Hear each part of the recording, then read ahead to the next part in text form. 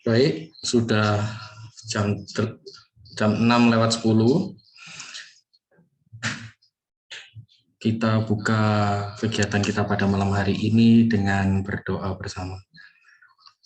Mari kita hening sejenak untuk mempersiapkan diri kita. Dalam nama Bapa dan Putra dan Roh Kudus. Amin. Allah Bapa yang Maha Pengasih, kami bersyukur dan berterima kasih untuk hari yang telah Engkau berikan kepada kami, terutama besok, hari ulang tahun kemerdekaan negara kami. Kami mohon rahmat-Mu melalui pertemuan virtual ini, ngobrol santai bersama Romo Paroki kami dapat mendapat hal-hal yang kami butuhkan untuk menyambut kemerdekaan, menjadi manusia bebas di tengah pandemi.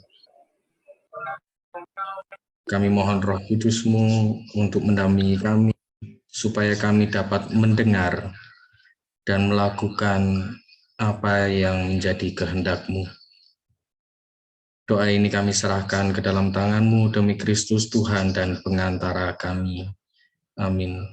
Kemuliaan kepada Bapa dan Putra dan Roh Kudus, seperti pada permulaan, sekarang, selalu, dan sepanjang segala abad. Amin. Dalam nama Bapa dan Putra dan Roh Kudus. Amin. Baik Romo, kami persilahkan untuk menyampaikan.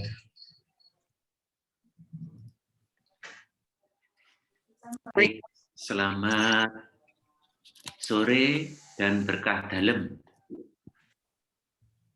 Berkah dalam. Bapak Ibu, besok kita akan merayakan Hari Raya Kemerdekaan Indonesia. Maka kita akan mengucap syukur besok. Nah, sebelum mengucap syukur, kita ini mengadakan tirakatan singkat, yaitu untuk memberi makna. Apa artinya menjadi manusia merdeka di Indonesia ini pada saat pandemi? Ingin coba saya ini dulu.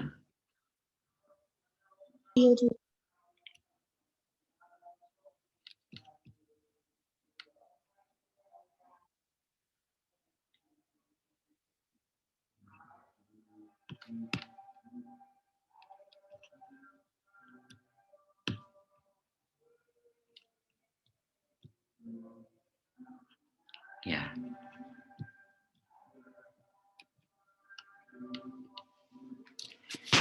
Yang pertama, setiap tanggal 17 Agustus itu kita biasanya memperingati hari ulang tahun kemerdekaan negara kita.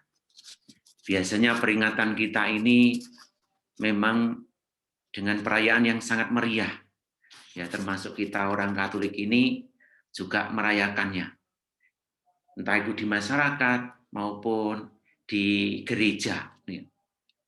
Tapi di masa pandemi ini kita ini tidak bisa berbuat banyak tentang hal itu, meskipun saya lihat beberapa masyarakat masih terus untuk menunjukkan bahwa kita tidak mau kalah dengan pandemi ini. Tapi pertemuan-pertemuan bersama saya kira akan sangat minim. Lalu kita ingin memberi makna ini. Dan sebagai hadiahnya, Bapak Ibu, ini hasil kreativitas dari para guru sekolah minggu dan anak sekolah minggu di wilayah 7 di Gempol, Paroki Kalutangan. Ini hadiahnya untuk Bapak Ibu sebelum kita bersama-sama merenungkan bagaimana menghayati kemerdekaan kita ini. Ya.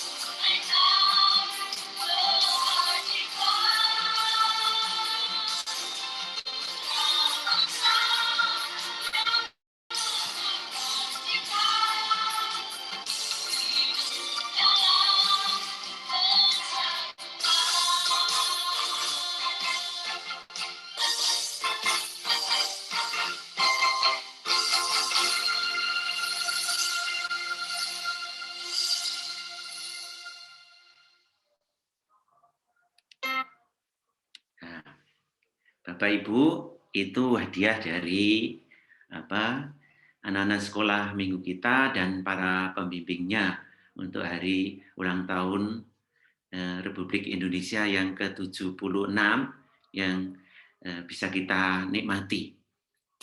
Ya. Mengapa kita harus memperingati dan merayakan?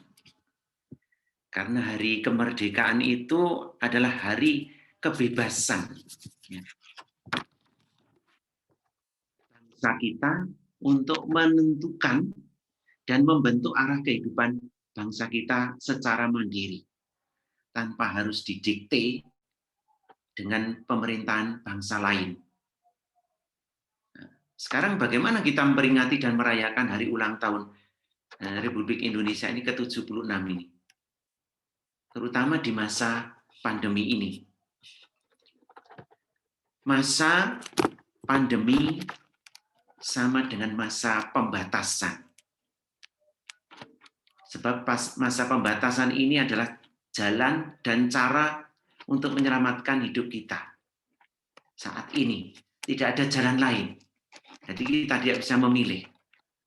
Lalu bagaimana memaknai arti kemerdekaan, arti kebebasan dalam hidup kita di masa pandemi ini? Terutama yaitu masa COVID ini. Kita disuruh pakai masker. Ya. Masker ini menjadi sekarang andalan untuk kemana-mana untuk menyelamatkan diri. Padahal hanya kain sekecil itu. Tapi tidak jarang bahwa hal itu tetap dilanggar.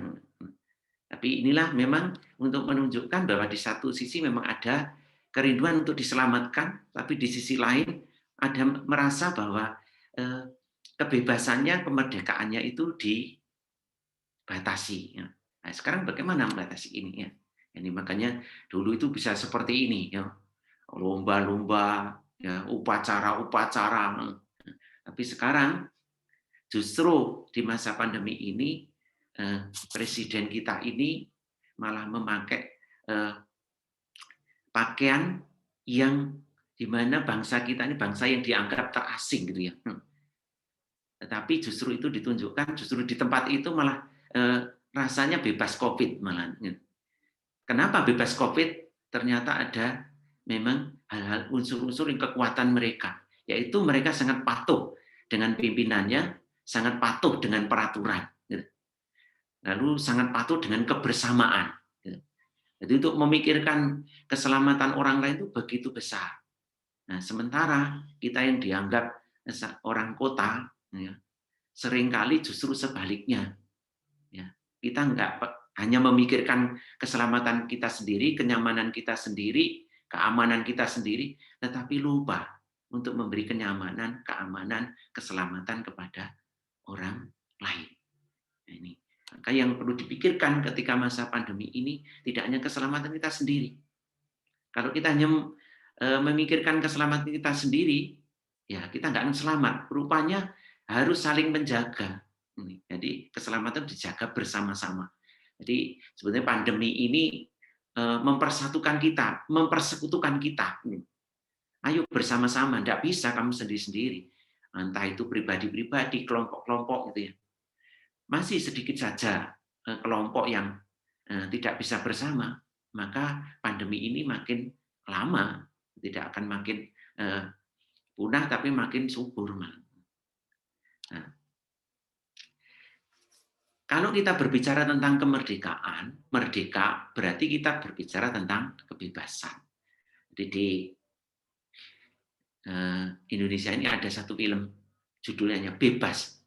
Pasti ya film ini itu dikonsumsi oleh orang-orang yang masih muda, setara SMA. Tetapi di sisi lain juga bagaimana sebagai orang tua menanggapi kebebasan orang muda ini. Bapak Ibu, di situ dikatakan bahwa hidup itu tanpa kebebasan itu seperti tubuh, badan itu tanpa roh. Mengapa seperti itu? Dalam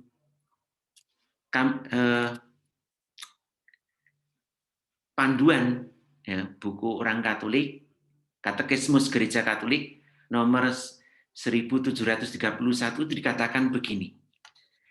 Kebebasan merupakan kemampuan yang berakar dalam akal budi dan kehendak untuk bertindak atau tidak bertindak. Jadi kebebasan itu begitu penting ya, untuk melakukan ini, melakukan itu, supaya dari dirinya sendiri melakukan perbuatannya dengan sadar. Jadi justru kalau orang bisa menggunakan kebebasan dengan baik, dia melakukan semuanya itu dengan kesadaran, karena dia yang menentukan. Dengan kehendak bebas, setiap orang dapat menentukan dirinya sendiri. Dengan kebebasannya, manusia harus bertumbuh dan menjadi matang dalam kebenaran dan kebaikan. Nah, ini yang harus kita perhatikan. Menggunakan kebebasan ini akan agar kita semakin dewasa, makin matang untuk menjalankan hal yang benar, hal yang baik, bukan justru sebaliknya. Kebebasan memampukan setiap orang untuk bertanggung jawab atas tindakannya sendiri. Jadi justru kebebasan ini membuat orang harus bertanggung jawab dengan apa yang dia katakan, dengan apa yang dia lakukan. Tidak boleh melempar tanggung jawab. Kebebasan akan mencapai kesempurnaannya ketika diarahkan kepada Tuhan dan kebahagiaan manusia. Jadi kebebasan ini adalah anugerah Tuhan, bukan dari diri kita sendiri. Tuhan memberikan akal budi dan kehendak ini. Berbeda dengan makhluk lain. Maka dia mempunyai kebebasan untuk menentukan dirinya sendiri. Nah, kalau itu diarahkan kepada Tuhan, sesuai dengan maksud Tuhan, dan juga untuk kebaikan bersama manusia, maka sebetulnya disitulah maksud dari Tuhan untuk memberi kebebasan kepada manusia. Dan itulah yang menyebabkan manusia disebut sebagai citra Allah, gambar Allah. Allah itu bisa menentukan ini, menentukan itu, bisa menciptakan apa saja. Nah, manusia itu diberi sebagian dari kekuasaannya itu, gambarnya itu.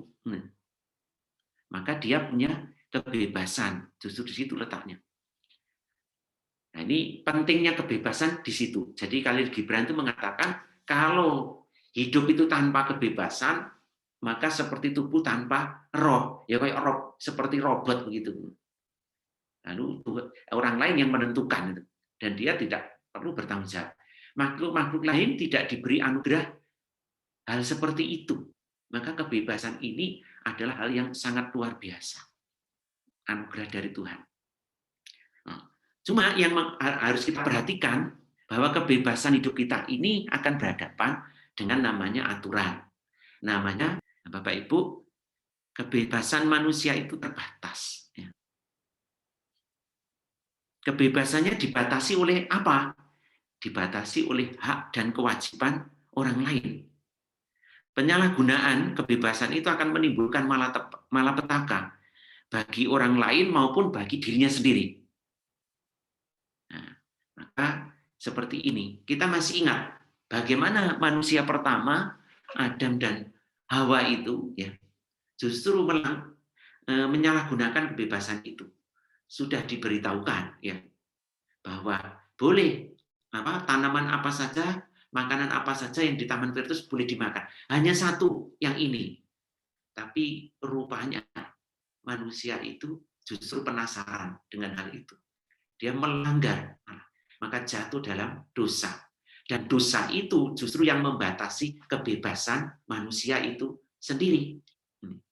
Ini ada buah apel hijau, lalu yang merah ini jangan, tapi justru diambil. Maka justru disitulah akhirnya kebebasan manusia akhirnya malah jadi terbatas karena dicengkeram oleh dosa, dicengkeram oleh kesalahannya sendiri. Orang yang berdosa tidak akan pernah bahagia. Orang yang bersalah selalu dihantui oleh kesalahannya. Nah, sekarang Bapak Ibu, bagaimana kita harus menghayati kebebasan kita tanpa harus merusak kebebasan orang lain, tapi justru membawa berkat bagi sesama kita. Kebebasan yang dihayati yaitu dalam ketaatan. Seperti Tuhan Yesus sendiri ini. Jadi, Bapak Ibu, kita patuhi protokol kesehatan dalam itu. Ya. kebebasan kita itu terbatas, apalagi kalau sudah mengenai keselamatan diri kita, keselamatan orang lain. Tuhan juga nggak akan membiarkan kita untuk diberi kebebasan terus sampai kita binasa. Makanya ada keterbatasannya. Yang ini boleh, semuanya itu boleh kamu makan, tapi yang satu ini jangan. Tapi itulah yang kita lihat. Meskipun begitu, dulu yang tidak boleh dimakan justru dimakan. Sekarang kalau disuruh pakai masker malah tidak pakai masker, dan cuci tangan malah nggak cuci tangan. Ini, ya. Nah, sekarang kita sebagai pengikut Kristus bagaimana menghayati kebebasan itu? Yaitu kebebasan yang dihayati dalam ketaatan. Bagaimana ini? Dua kata yang berbeda bahkan sangat kontras. Bebas tapi taat. Tapi kalau kita bisa memadukannya, itu akan membawa berkat bagi diri kita sendiri, bagi orang lain, seperti Kristus sendiri. Dia juga menggunakan kebebasannya, gitu. Ya, menggunakan kebebasan, lalu tapi dia sangat taat kepada Allah Bapanya. Maka dia orang yang pertama membebaskan manusia itu dari cengkeraman dosa, dari kematian. Nah, sekarang mari kita renungkan tentang ketaatan ini. Ya. Obedient, disobedient. Jadi hidup kita sendiri itu sebetulnya harus diwarnai dengan ketaatan ini. Ya. Tadi saya katakan ini dua kata yang kontradiktif, dua kata yang berlawanan satu sama lain. Namun kalau kita bisa memadukannya, sekali lagi akan membawa berkat. Nah, bagaimana cara kita bisa memadukan keduanya ini? Maka kita perlu belajar dari Yesus sendiri. Ketaatan Yesus kepada Bapaknya membawa berkat bagi umat manusia. Berkat ketaatannya ini, manusia memperoleh keselamatan umat manusia dari Allah. Ketaatan sejati adalah ketaatan yang dihayati oleh Yesus sendiri. Dalam Filipi bab 2 ayat 5-11, Yesus mengosongkan diri sepenuh-penuhnya. Ini yang harus kita ikuti. Maka ketaatannya itu membawa berkat. Dan kalau kita boleh yakin, sesuai dengan iman kita kepada Kristus, ketaatan itu adalah kunci untuk membuka agar Tuhan mengulurkan berkat-Nya. Nah, ini yang dihayati Kristus seperti itu. Jadi ketaatan yang membawa berkat. Nah, dan kalau kita berani menghayati itu, inilah menjadi kunci untuk membuka berkat dalam hidup kita. Maka kita sebagai pengikut Kristus, ya ini mengikuti Kristus ini, pemimpin kita ini. Nah, ketika kita pandemi ini seperti ini, ya kita seperti di jalan, seperti di kawat kecil ini, ya. Entah itu memakai masker, entah itu mencuci tangan, atau mengambil jarak, dan sebagainya, itu mengurangi kerumunan. Ya sebetulnya tidak enak, menakutkan, mengkhawatirkan, mencemaskan. Tapi ini jalan satu-satunya. Dan ini yang ditunjukkan oleh Tuhan sendiri juga, bukan hanya ditunjukkan oleh pemerintah kita. Melalui pemerintah itulah Tuhan menunjukkan jalan ini. Dan siapa yang melanggar, dia akan jatuh. Dia akan binasa. Ini. Ya, maka ikuti yang merah ini. Ini Kristus sendiri. Ketaatan seperti apa yang dihayati oleh Yesus? Pertama, ketaatan yang dihayati oleh Yesus adalah ketaatan yang dilandasi oleh kasih kepada Allah dan kepada manusia. Ini katakan, kasih itu adalah akar. Sedangkan ketaatan itu adalah buah. Jadi hidup kita itu mengakar dalam kasih, nanti buahnya lalu ketaatan itu menjadi buahnya. Jadi buahnya ketaatan itu. Dan kalau kita sudah taat seperti itu, maka ketaatan kita ini akan menyelamatkan hidup kita, ketaatan kita ini akan menyelamatkan orang lain. Abraham mendapat berkat dari Tuhan karena ketaatannya. Jadi ketaatan Abraham itu justru ketaatan ini menjadi menjadi tapak untuk landasan bagi dia terus untuk mengikuti Tuhan dan kehendaknya. Yang kedua, ketaatan Yesus adalah ketaatan yang tidak terpengaruh oleh penderitaan. Jadi meskipun dia menderita, dia tetap taat. Tidak jarang bahwa penderitaan, ya apa penyakit atau apapun, membuat orang tidak taat. Malah mengurangi ketaatannya kepada Tuhan, mengurangi ketaatannya kepada manusia. Dia, untuk apa saya harus taat dan saya menderita ini? Yesus tidak. Justru dia menunjukkan ketaatannya, kualitas ketaatannya itu lewat penderitaan yang dia alami. Dan penderitaan itu bukan untuk dirinya, tetapi untuk orang lain, untuk umat manusia. Inilah ketaatan Kristus tidak terpengaruh oleh penderitaan. Maka selama masa pandemi ini, kalau kita menderita, entah itu fisik, entah itu batin, ya hendaknya tidak mengurangi ketaatan, justru makin mengobarkan ketaatan kita kepada Tuhan untuk yaitu berlaku, bertindak, bertingkah laku, hidup sehari-hari sesuai dengan kehendak Tuhan.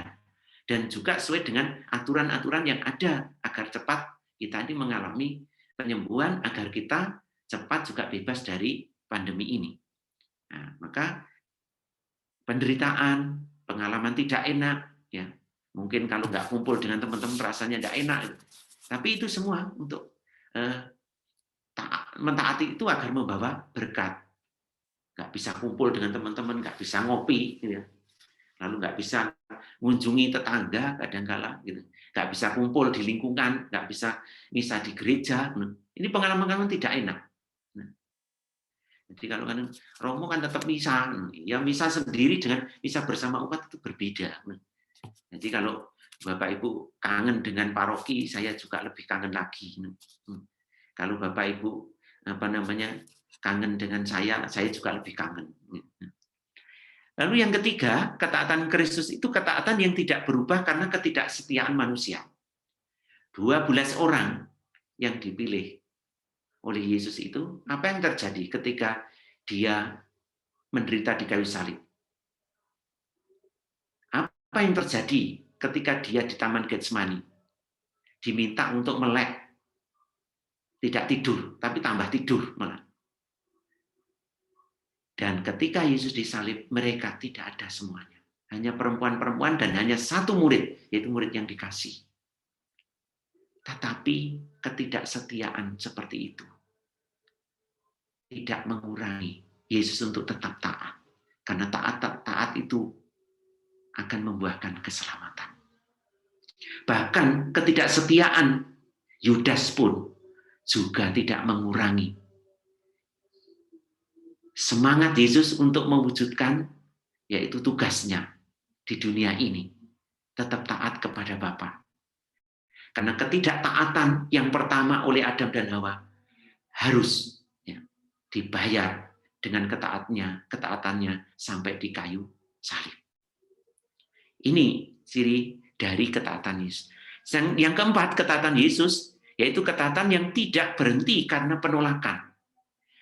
Ketika orang Yahudi menolak semua caranya, semua kata-kata dan sabdanya itu tidak menyurutkan ketaatan Yesus. Dia terus. Kita pun juga seperti itu. Seandainya kita sudah melakukan segala sesuatu dengan penuh ketaatan kepada Tuhan dan kepada sesama, maka kita tidak perlu kalau ada yang menolak, lalu kita berhenti, lalu mogok, nggak perlu. Entah itu sebagai ketua lingkungan, entah sebagai ketua wilayah, pengurus, atau apapun. Terutama di masa sekarang ini. Banyak orang jadi rewel, umat jadi rewel. Ya sudah, kita terima kerewelannya itu.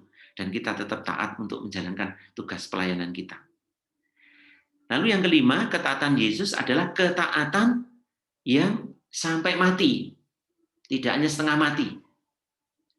Cukup sering kita ini, waduh, saya ini sudah setengah mati ini jadi ketua lingkungan. Sudah setengah mati ini sebagai Romo, sebagai ketua dewan ini. Kan masih setengah mati. Sampai mati. Enak malah, pokoknya kita total itu malah enak. Yang repot itu kalau seperti orang gila, setengah gila itu malah repot. Tapi gila sekalian nggak ingat apa-apa. Tapi kalau masih setengah itu ingat-ingat. Demikian juga kalau kita menjalankan tugas sampai mati. Total sudah. Ini yang diminta oleh, yang dihayati oleh Yesus. Dan ini juga, ya, ini juga yang harus kita hayati. Nah, maka Bapak Ibu, inilah salib. Ini hukum kasih. Justru untuk kita bisa hidup. Ya. Yesus hidup dan kita sungguh dikasih oleh Allah ini. Ini harus tetap menyala.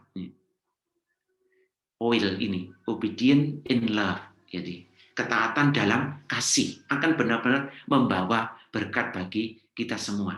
Kita jaga selama pandemi ini agar kita taat dalam kasih, bukan karena takut, bukan karena wajib, ya, tetapi karena kita mengasihi Tuhan, mengasihi sesama kita.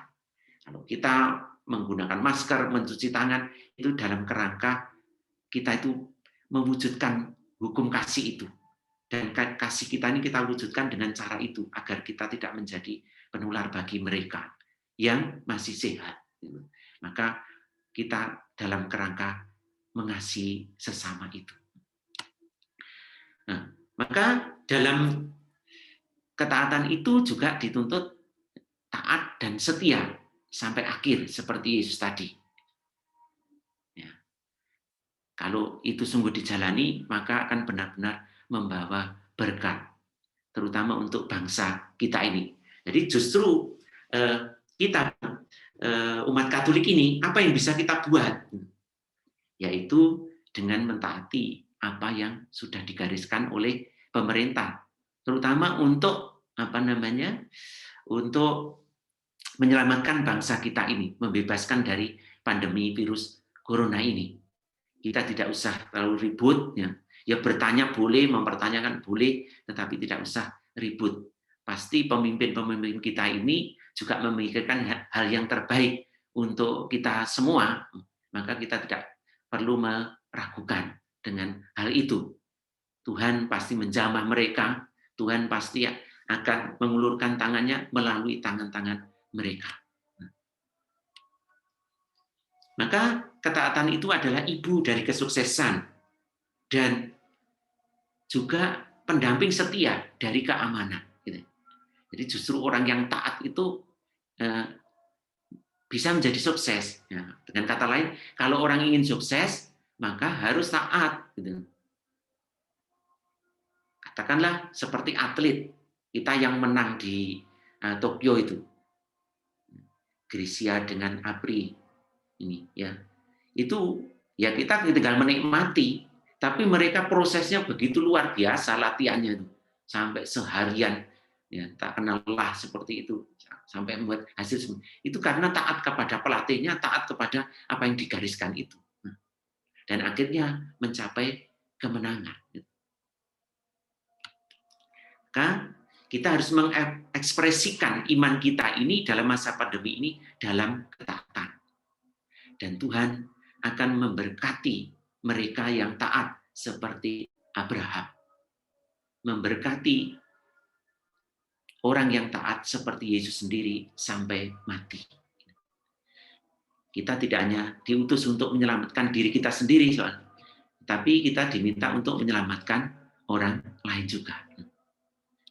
Maka ini Bapak Ibu, kita makin taat beribadah, makin harus beradab, gitu. Ya. Kita makin taat juga terhadap peraturan-peraturan yang ada di negara kita. Kita tidak perlu mempertentangkan antara kepemimpinan di masyarakat dengan iman kita kepada Tuhan. Bersikap kritis, selektif tetap baik, tetap harus dibuat agar pemerintah kita ini tetap memikirkan kesejahteraan banyak orang, tidak hanya kesejahteraan 1-2 kelompok atau pribadi-pribadi tertentu. Maka merdeka itu adalah satu kebebasan untuk melakukan yang benar, melakukan yang baik. Itu baru orang yang merdeka. Tapi justru orang yang bebas melakukan segala sesuatu, lalu dia lupa bahwa dia ternyata diikat oleh dosa. Lalu berbuat yang kurang baik, lalu melakukan yang tidak benar. Nah, justru disitulah orang seperti dalam penciptaan pertama itu, ya, dia mengambil itu merasa bahwa dia tidak mau dibatasi kebebasannya, tapi justru terikat dengan kebebasan yang diikat oleh si jahat itu. Ketika kita berbuat jahat, kita mungkin merasa bebas, tetapi ternyata kita terikat dengan kuasa jahat, bukan dengan kuasa kebaikan. Padahal kalau kuasa kebaikan itu akan selalu membebaskan kita, memerdekakan kita. Ini dari Galatia ucapan. Bapak Ibu bisa membaca di situ, ya. Nah, itu yang bisa menjadi permenungan. Jadi kita akan bisa kebebasan kita ini akan membawa berkat bagi diri kita maupun bagi orang lain kalau bisa memadukan dengan ketaatan. Maka kita harus belajar menjadi manusia yang bebas sekaligus menjadi manusia yang taat. Kedua-duanya ini dikehendaki oleh Tuhan. Kita harus menjadi manusia yang bebas, itu kehendak Tuhan, anugerah Tuhan. Tetapi ketaatan itu juga anugerah Tuhan agar kita bisa menyelamatkan diri kita, bisa menyelamatkan orang lain. Bangsa Israel tidak sampai, dan hanya sedikit disebut sisa-sisa Israel sampai di tanah Kanaan itu adalah orang-orang pilihan yang taat kepada Tuhan. Sedangkan orang yang tidak taat itu tidak sampai di tanah Kanaan, tanah terjanji. Bahkan Musa pun sebagai pemimpin itu juga nggak sampai di tanah Kanaan. Karena apa? Pernah bahwa Musa itu memukulkan tongkatnya karena bangsa Israel rewel, lalu dia marah memukulkan tongkatnya itu keluar air. Memang keluar air, tetapi Tuhan mengatakan, kamu tidak akan sampai di sana. Dan benar bahwa Musa hanya bisa melihat tanah terjanji dari Gunung Nebo, kemudian dia mati. Bapak Ibu, saudara-saudara yang terkasih, menjelang Hari Raya Kemerdekaan Indonesia ini, mari kita berpartisipasi untuk menyelamatkan bangsa kita ini dengan menjadi manusia yang bebas dan taat. Ketaatan kita itu harus dilakukan bersama-sama, tidak bisa dilakukan sendiri-sendiri. Sebagaimana juga orang ketika menjadi manusia bebas harus ingat dengan orang lain. Harus ingat dengan Tuhan yang memberikan anugerah itu. Sebagai orang beriman, kita diajak untuk menggunakan kebebasan kita ini sesuai dengan kehendak Tuhan, yaitu kebebasan yang dipadukan dengan ketaatan. Nah, sebagai akhir dari presentasi saya, kita lihat bagaimana orang dalam keadaan sulit harus tetap bersama-sama sehingga bisa selamat.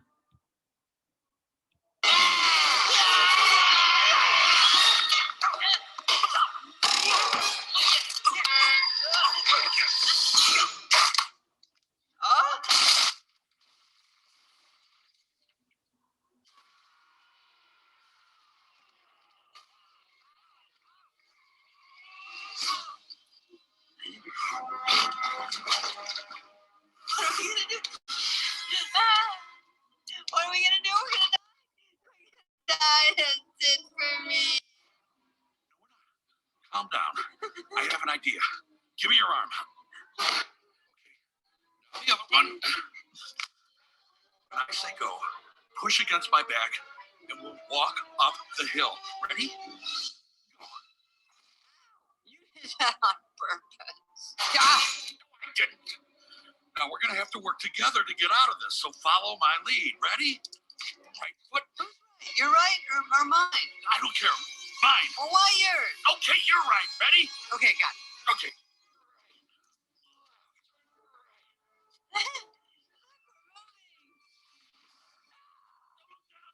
Now stay with me. Stay with me. Right. Okay.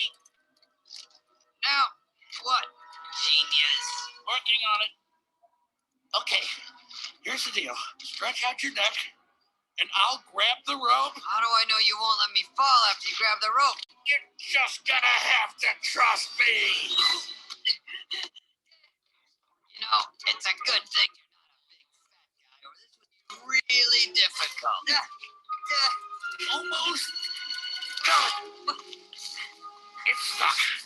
Take your time. No hurry here.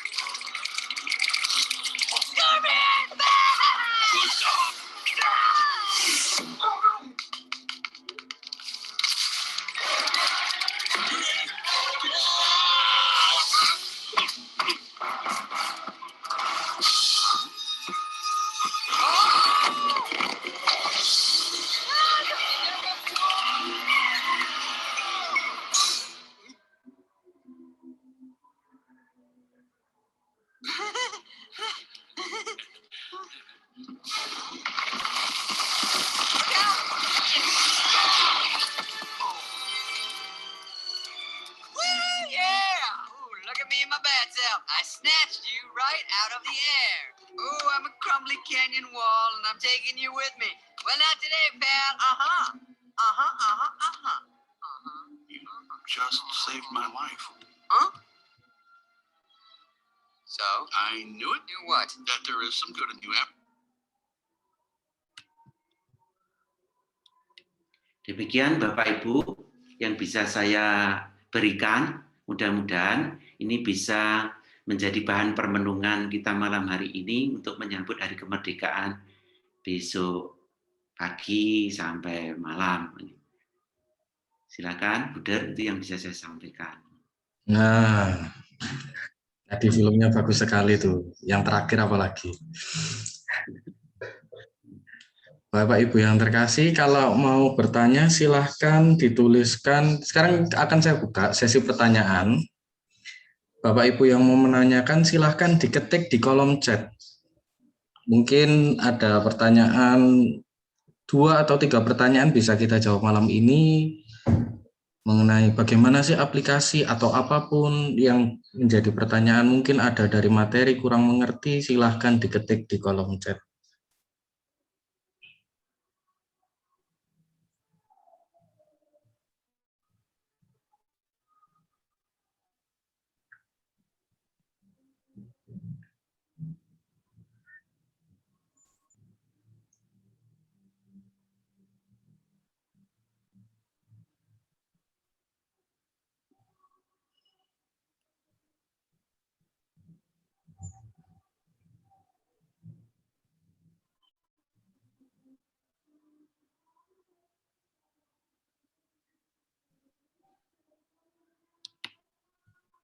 Atau Pak Eko mau bertanya? Kalau mau bertanya saya buka mikrofonnya boleh nih. Saya buka nih.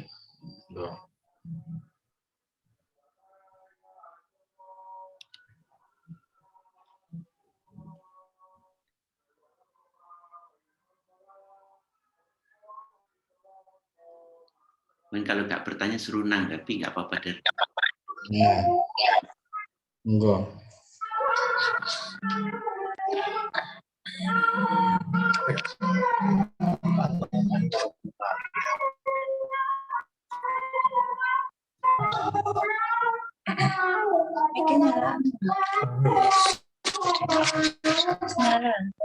Monggo Pak Eko.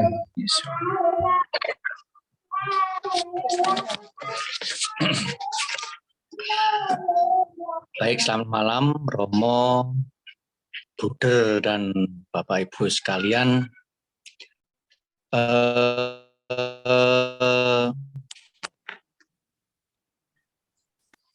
Apa istilahnya itu kemerdekaan, yang mana selanjutnya dari kemerdekaan itu saling dihubungkan dan akhirnya menuju kepada ketaatan. Sehingga oleh karena adanya ketaatan dan ketidaktaatan, maka manusia itu tidak bisa memperoleh kemerdekaan yang sejati. Yang menjadi pertanyaan saya, Romo, yang menjadi pemikiran saya ini adalah sebenarnya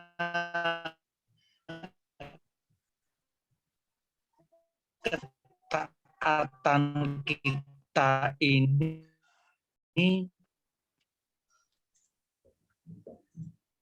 harus seperti apa di dalam konteks menjadi manusia yang merdeka ini. Karena terus terang aja saat ini seringkali kalaupun kita ingin menjadi orang yang taat, banyak hal yang buat kita itu terpaku pada hal yang membuat kita jadinya tidak taat. Sebagai contoh,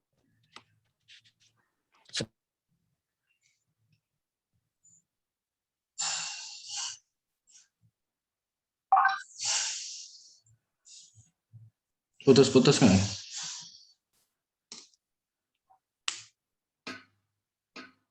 Budir bisa nangkap dari isi pertanyaannya?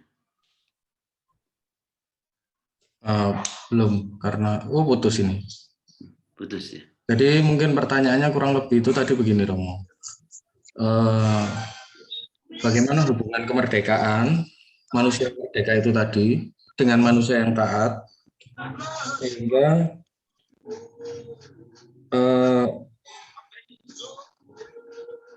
pertanyaannya itu mungkin lebih ke ketaatan yang seperti apa sehingga kita itu bisa disebut sebagai manusia yang merdeka, begitu, Romo.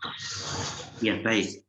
Jadi memang ketaatan yang memerdekakan itu adalah ketaatan yang dilandasi oleh kasih seperti Yesus sendiri. Kalau kita melakukan hal-hal yang ketaatan atau apapun yang kita lakukan, padahal itu bukan kehendak kita, tapi kalau dirohi oleh kasih menjadi ringan. Ini seorang bapak, mengapa dia bekerja keras meskipun dia juga sudah usia, dia sudah berat, tapi tetap bekerja karena dia sangat mencintai anak dan istrinya. Mengapa Yesus juga sampai mau taat meskipun dia ditolak, dibunuh, apapun yang terjadi, dia tetap taat karena dia sungguh mengasihi Allah dan sungguh mengasihi manusia agar Firdaus itu kembali dibuka. Begitu, Bunda. Yeah. Ini di chat juga ada yang nanya, Romo. Ya. Bagaimana dalam masa pandemi ini ada tugas kur, tapi di sisi lain tidak disarankan untuk berkumpul.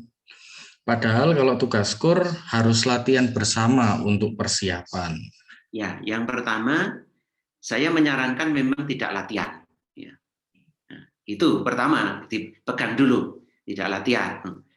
Tapi justru umatnya yang mau kur itu yang meminta tetap latihan. Takut apa? Jelek. Nanti kalau pakai streaming kan kelihatan orang jelek. Ya rapopo saja nih jelek, kok ya rapopo. Memang keadaannya dewi jelek. Keadaan situasi kita ini memang buruk. Rapopo. Tapi kalau umpamanya sekarang latihan kur, tetap saya minta protokol kesehatan itu tetap diperhatikan, yaitu Bapak menggunakan masker. Sama sekali tidak diperkenankan waktu kur, waktu latihan buka masker. Itu jawaban saya. Tapi kalau ada pelanggaran ya sama. Sekarang nggak boleh harus pakai masker, tapi ada yang melanggar toh. Itu. Bagi saya sebagai romo paroki nggak akan gelisah. Umat paroki Kayu Tangan nyanyi ini elek romon ya. Kondisinya memang elek, nggak apa-apa. Gitu. Begitu. Ya. Bu Ignacia Yulianti. Lalu ada lagi pertanyaan dari Bu Ana. Romo, kebebasan dan ketaatan itu sepertinya dua hal yang bertolak belakang. Karena taat itu kan berarti ada aturan-aturan yang harus ditaati. Bagaimana menjalankan dua hal yang bertolak belakang tersebut? Ya, maka yang bisa memadukan dua hal antara kebebasan dan ketaatan itu Yesus tunjukkan, yaitu apa? Kasih. Kasih itulah yang akhirnya memadukan bagaimana menggunakan kebebasan dan ketaatan itu dalam kerangka keselamatan. Orang yang ini romo taat, taatnya kepeksa ya lama-lama tidak kuat. Tapi kalau karena kasih ya berbeda lagi. Sama dengan Bapak Ibu dalam keluarga, ya bebas, dua-duanya bebas, tapi harus ada ketaatan. Nah, kenapa kok taat? Oh ya, untuk menyelamatkan keluarga saya. Dengan apa? biar nggak terpaksa, yaitu dengan kasih. Orang yang punya kasih itu nggak akan pernah terpaksa dan tidak akan pernah dipaksa, gitu. Dan dia tetap merasa ringan, gitu. Dan kalau berkorban untuk yang dikasih, dia justru merasa bangga, bukan malah sebaliknya. Begitu, Luther. Jadi yang memadukan itu adalah kasih. Maka kalau ingin memadukan dua hal itu, bebas sekaligus taat, yaitu kita makin mengobarkan kasih itu dalam hidup kita. Kasih kepada Tuhan maupun kasih kepada sesama kita. Ya, mungkin saya gini, ini Bu Ana sebagai ketua dewan, bolak-balik diajak opo kon ngene kon ngono gitu ya. Rasa tidak enak. Kalau itu tidak ada kasih ya lama-lama nggak kuat. Ya. Apalagi di masa pandemi ini, ya pekerjaannya ditumpuk-tumpuk. Buder juga sama gitu ya. Tapi kalau itu dilandasi, oh ya ini semua bukan hanya untuk kita sendiri, tapi untuk umatnya, dan saya untuk umatnya itu karena saya memang mau memenuhi panggilan Tuhan melayani umatnya itu berbeda, nilainya berbeda, rasanya juga berbeda. Tuh, yeah. Mungkin ada yang mau menanggapi, bersharing tentang pengalaman selama PPKM, bagaimana mentaati, ataukah waktu mentaati tetap merasa belum bebas? Ini ada pertanyaan ini rupanya. Itu yang tadi Bu Ana dari dan Nyoman. Huh? Nyoman. Oh, mungkin langsung ke Romo. Nah, saya ingin tanya bagaimana taat yang tidak terpengaruh dengan penderitaan sementara kita sakit kena COVID dan PHK. Yang pertama, sebenarnya tanyanya bukan kepada saya. Tanyanya kepada Yesus sendiri. Karena yang saya katakan tadi itu adalah ketaatannya Yesus. Nah, sejauh mana kita bisa menghayati ketaatan Yesus itu, sejauh itu kita nggak terpengaruh. Jadi dia itu seperti bunga mawar. Bunga mawar itu wangi. Entah yang mencium itu, ya, yang membau itu orangnya cantik atau setengah cantik, seperempat cantik, bahkan jelek sekalipun tetap wangi. Gitu. Jadi tidak mudah terpengaruh. Nah, hidup kita cukup sering dengan kelemahan-kelemahan kita ini, kita sering terpengaruh untuk apa? Yaitu tadi menjadi kendor. Katakanlah kebaikan kita aja lah. Ya, kita ini makin bersemangat kalau kebaikan kita ini diucapi terima kasih, kebaikan kita ini juga wah ini benar bagus, gerakan bagus ini ketua lingkungannya bagus ini.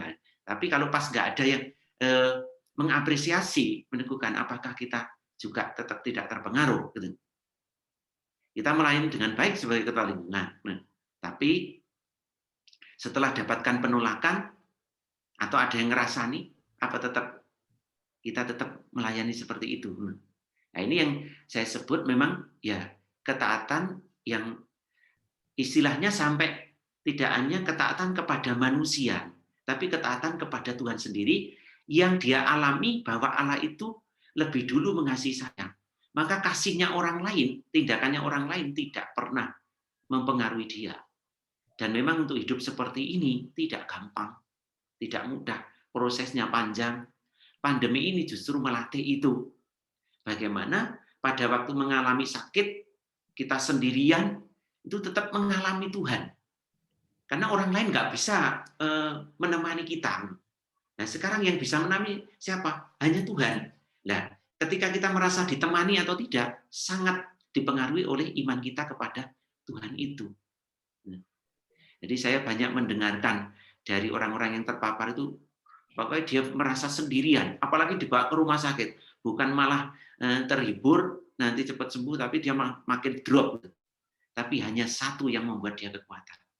Tuhan Yesus tetap di samping saya. Sampai kapanpun. Lalu dia enggak, ya tetap merasakan sakit enggak? Tetap merasakan sakit.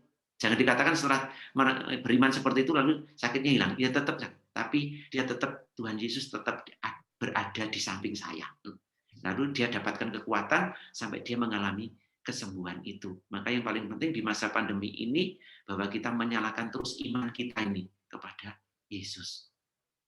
Itu begitu, Dan. Ini Romo Yoris mau menambahkan, Romo. Monggo, Romo. Monggo. Baik, selamat malam semua. Saya mau menambahkan jawaban pertanyaan atas pertanyaan dari Ibu Ana berkaitan dengan kebebasan itu bertolak belakang dengan ketaatan, kemudian hubungannya bagaimana. Memang kemerdekaan memang selalu identik dengan kebebasan. Tapi yang perlu kita tahu bahwa kebebasan kita manusia tidak sebebas-bebasnya. Artinya kebebasan kita terikat. Terikatnya dengan aturan-aturan itu. Maka tidak kita memiliki kebebasan, tetapi kebebasan kita terikat. Karena itu dalam hubungannya dengan ketaatan, karena dalam kehidupan bermasyarakat itu ada aturan, maka mau tidak mau kita harus taat. Makanya dikatakan kebebasan kita kebebasan yang terikat. Dan dalam hubungannya dengan kitab suci ataupun kita hidup beriman sudah dijelaskan oleh Romo Suwaji. Dasarnya itu kasih. Tapi saya mau katakan bahwa walaupun kita disebut sebagai manusia bebas, tapi sebenarnya kita manusia yang bebas tapi terikat. Itu saja, terima kasih. Baik, terima kasih Romo Yoris. Ini Bu Astuti ada pertanyaan Romo. Romo, bagaimana kita bersikap atau menanggapi bila ada orang yang kurang sadar akan kebebasan yang bertanggung jawab? Yang pertama yang diajarkan Yesus yaitu kita mengingatkan dalam bentuk nasihat, dalam bentuk mengingatkan gitu ya, atau apapun. Tapi terkadang memang orang yang kita ingatkan itu mungkin ya tetap tidak menyadari itu.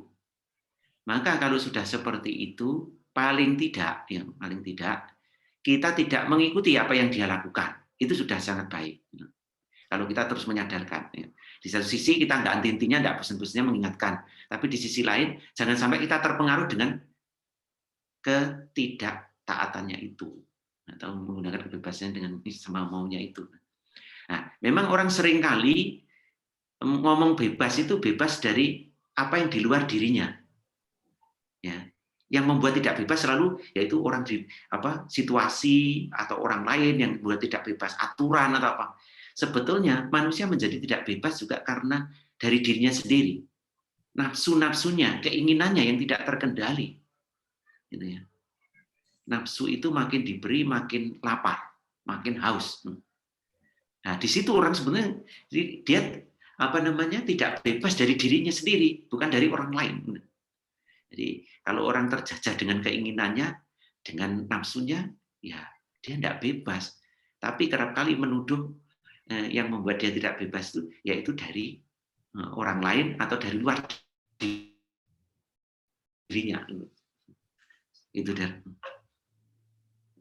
Baik, terima kasih. Mungkin ada pertanyaan lain?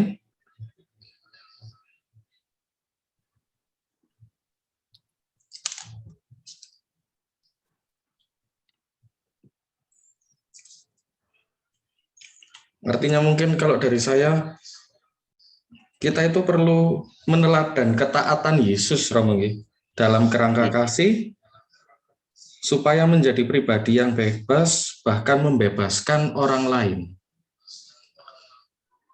Artinya bukan hanya melalui taat pada protokol, taat pada aturan, tetapi juga merdeka ketika diberi tugas, diberi tanggung jawab, lalu diminta untuk melakukan ini dan itu, kita juga melakukannya dengan bebas karena dasarnya kasih itu tadi, Ngirong. Ya. Ya, jadi yang membebaskan memang kasih itu. Ya. Yang membuat Yesus bebas itu karena kasih-Nya yang tak terbatas itu. Dan dengan kasih itu pula yang membebaskan manusia dari dosa. Terikat itu. Jadi orang berdosa itu orang yang tidak bebas, tidak merdeka gitu. Jadi omong kosong kalau orang mengatakan merdeka, dia bebas, tapi melakukan kejahatan. Karena apa? Sudah sejak awal mula Tuhan itu menciptakan manusia itu baik adanya, gitu.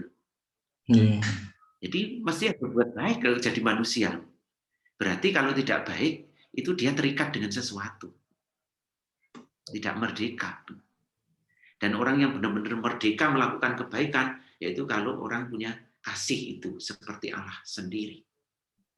Jadi kita mengambil bagian citra Allah itu tidak hanya kebebasan, tidak hanya akal budi, kehendak, itu saja, tapi juga kasih Allah ini. Itu yang mau ditunjukkan oleh Yesus. Jadi kebebasan itu ternyata mendatangkan bencana kalau dalam kitab Kejadian. Karena manusia menyalahgunakan kebebasannya. Nah, ketaatan sampai disalib membuahkan kehidupan, membuahkan keselamatan. Nah, itu dikontraskan. Allah itu selalu bertindak dalam kontras. Maka saya mengapa mengambil tema bebas dan taat itu? Allah itu caranya seperti itu. Kematian dikalahkan dengan kematian, penderitaan dengan penderitaan. Jadi untuk membebaskan manusia dari penderitaan, Yesus menderita. Untuk membebaskan manusia dari kematian, ya, maka Yesus juga mati juga, tapi kemudian bangkit. Gitu. Ini Romo ada pertanyaan dari Lina, Romo. Kebetulan ada pertanyaan dari yang muda-muda ini. Bagaimana cara menumbuhkan sikap taat, terutama Pak untuk kaum remaja? Mungkin ada kiat-kiat gitu Romo, nasihat untuk yang muda-muda. Kebetulan banyak yang ikut masih muda ini. Harusnya ini yang lebih muda yang menjawab ini, Romo Yoris atau Romo Budermi. Saya sudah generasi 50 tahun ke atas nih. Mungkin Romo Yoris mau menjawab? Saya hanya menjawab begini, dan orang yang bahagia atau kebahagiaan yang sejati itu hanya ditemukan dalam kebebasan yang sejati. Dan orang akan menemukan kebebasan yang sejati bila dia bersedia memperjuangkan ketaatan yang sejati, yaitu ketaatan yang dihayati oleh Yesus. Jadi orang yang paling bahagia hidupnya adalah orang yang telah menemukan kebebasan, tapi kebebasan yang sejati. Nah, kebebasan sejati hanya akan ditemukan oleh orang-orang yang berani menghidupi ketaatan yang sejati. Nah, itu sekarang Bruder atau Romo Yoris menerangkan kata-kata ini. Mungkin Romo Yoris dulu, Romo. Ya, boleh. Romo Yoris. Mana Romo Yoris? Baik, memang saya muda lah, masih muda. Yeah. Tapi juga ada bruder, ada frater di situ. Meskipun rambutnya sudah berkurang ini. Baik, memang kaum remaja itu jati dirinya itu mereka sementara mencari jati diri, mereka berusaha mencari dan menemukan, sehingga tidak heran mereka selalu berkelompok ataupun ya ada geng-geng begitu, kelompok-kelompok kecil, karena mereka masih mencari dan menemukan jati diri mereka. Makanya dalam kenyataan memang remaja itu selalu berpikir bahwa kebebasan itu kebebasan yang sungguh-sungguh free, ya, bukan yang seperti saya katakan tadi kebebasan terikat. Mereka merasa bahwa apa yang aturan-aturan yang di dalam kehidupan bersama, entah dalam keluarga maupun dalam masyarakat ataupun gereja, selalu mereka menganggap itu mengikat diri mereka. Mereka tidak merasa bebas. Karena mereka mencari itu jati diri mereka sebenarnya. Sehingga nanti ada saatnya di mana mereka mengerti tentang kebebasan yang sesungguhnya seperti yang Romo katakan. Bahwa dalam masa remaja memang mereka ada gejolak untuk melawan Memberontak. segala aturan ataupun perintah ataupun ajakan dari orang tua, nasihat dari orang tua. Mereka berjuang untuk melawan dengan kata-kata ataupun ada yang dengan tindakan. Karena mereka belum menemukan kebebasan seperti apa. Mereka bebas rasa seperti apa, mereka belum. Tapi ketika masa remajanya selesai, mereka akan mengerti kebebasan yang seperti apa, yang bebas itu, free-nya itu seperti apa. Jadi saya pikir itu penjelasan dari saya. Pengalamannya mungkin Bruder dan Frater.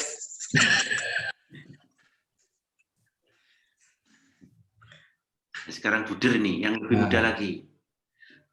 Kalau saya pribadi merasa bebas adalah memang seperti kata Romo Suwaji tadi, ketika saya bisa melaksanakan tugas lalu menjalankan tanggung jawab dalam kerangka ada aturan yang harus diikuti, ketika tugas-tugas saya kerjakan dengan baik, dengan penuh dengan sampai selesai.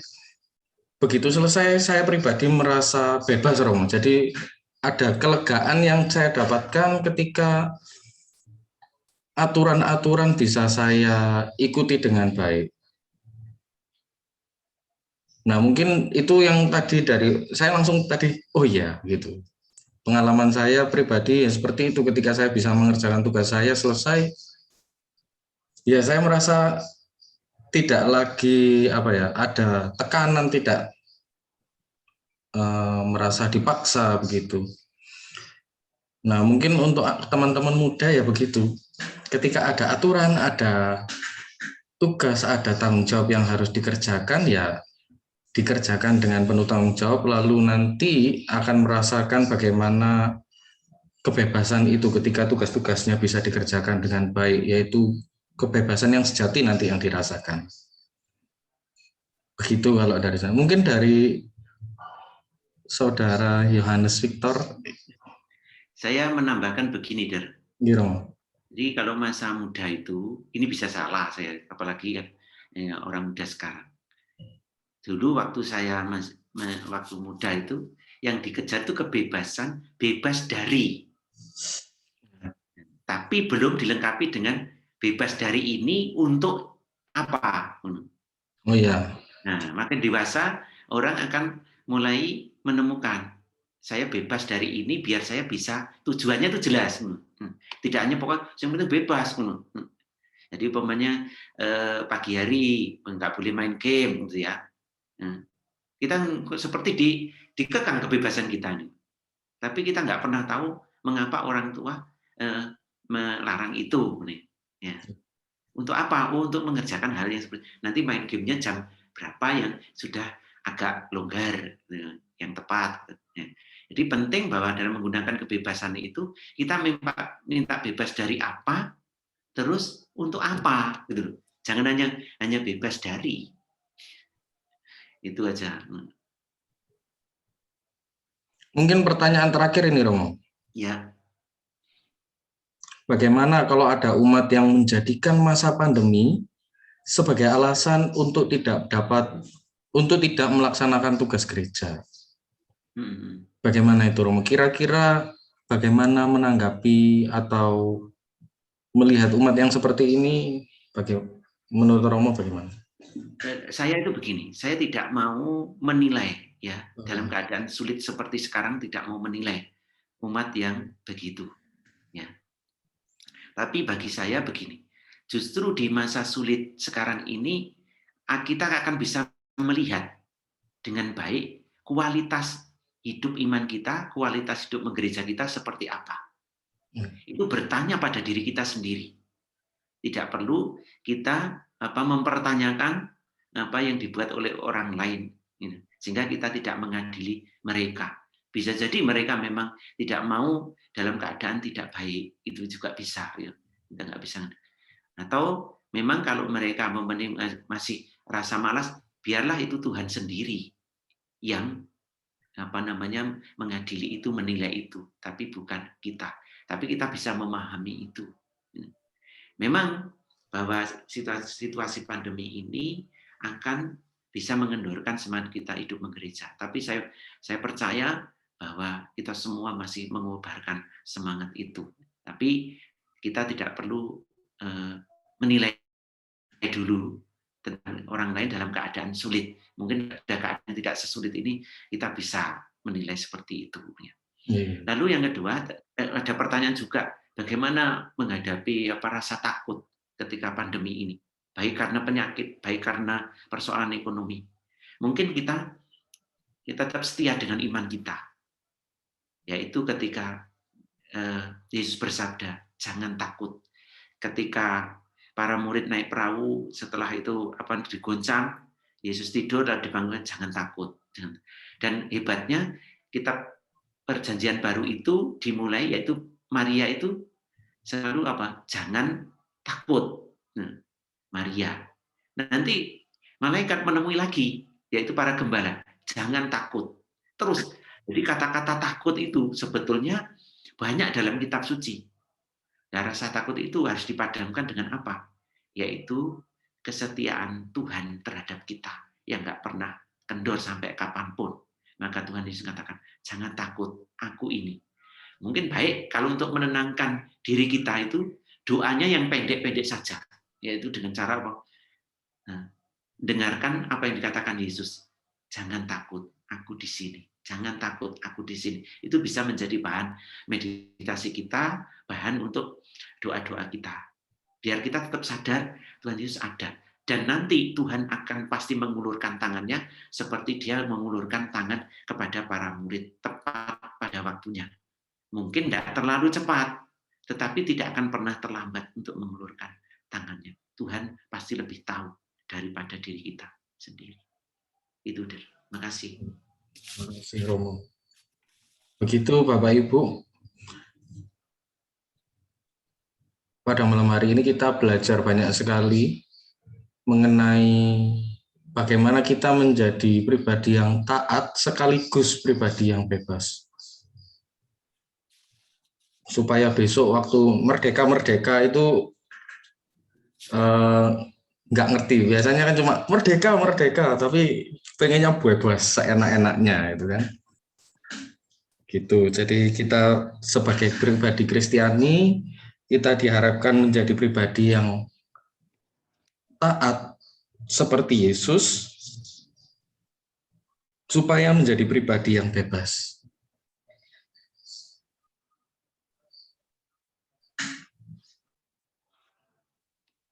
Kalau sudah tidak ada pertanyaan lagi, saya minta Romo Yoris untuk menutup dengan doa dan berkat.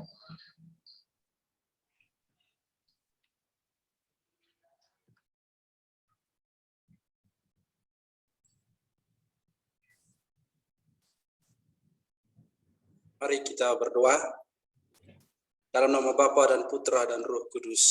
Amin. Bapa dalam surga, kami bersyukur kepadamu karena pada kesempatan ini kami dicerahkan dengan pembahasanmu berkaitan dengan kebebasan dan ketaatan sebagai orang-orang yang merdeka yang akan merayakan HUT kemerdekaan RI ini yang ke-76. Banyak hal yang telah kami terima dari Romo Suwaji.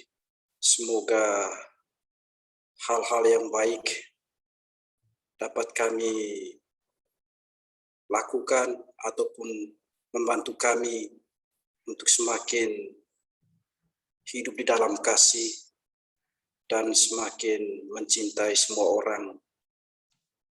Dan terlebih supaya kami sungguh-sungguh bebas mencintai Engkau sendiri dalam kehidupan kami, dalam situasi yang sulit ini.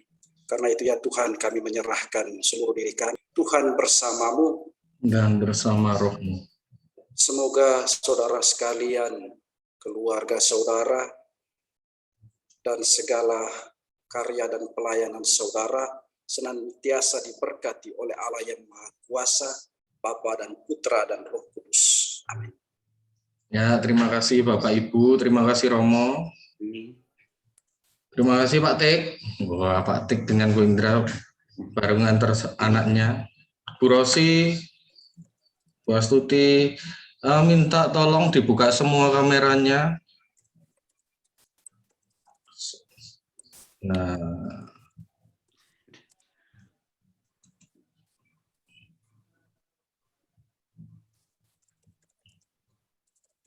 Sudah ada. sekedar Romo. Oh. Foto bersama dulu.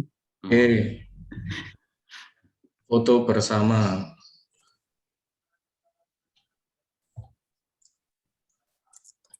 Satu, dua,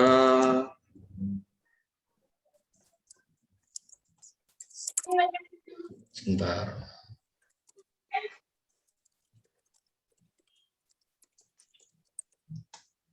Wah. 3. Iya, terima kasih semester mangguan dengan Ayu. Terima kasih suster semuanya. Sehat-sehat. Terima kasih Romo. Iya. Terima kasih Romo. Terima kasih Romo, suster semuanya. Selamat malam. Terima kasih semuanya. Selamat malam.